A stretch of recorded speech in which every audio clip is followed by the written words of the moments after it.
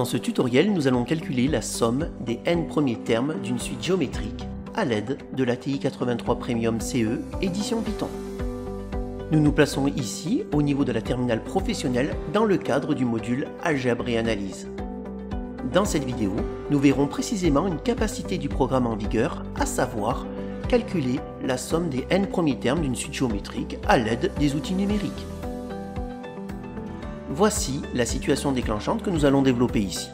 Pour un certain type de fake news, donc de fausses informations propagées sur le net, on a constaté qu'en moyenne un lecteur partage à 2 nouveaux lecteurs cette fausse information dans un délai d'une journée.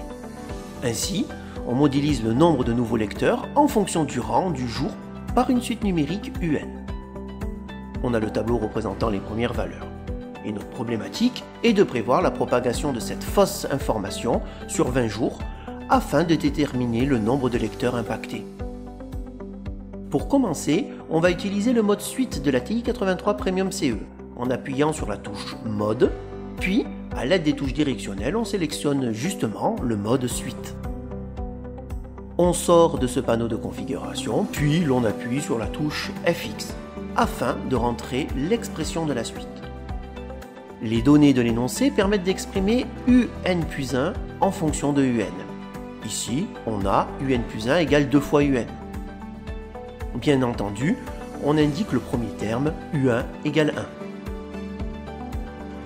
1. Une fois sorti de cette interface, on va profiter des fonctionnalités de la machine.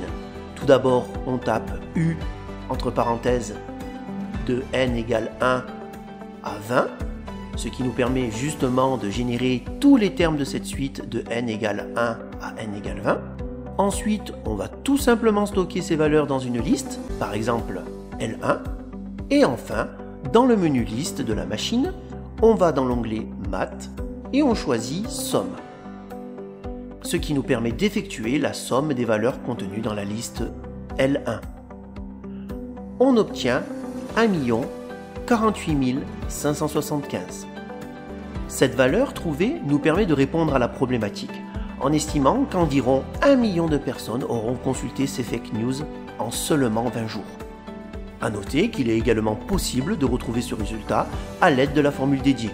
Bien sûr, on obtient le même résultat. Ce tutoriel touche à sa fin, merci de l'avoir suivi.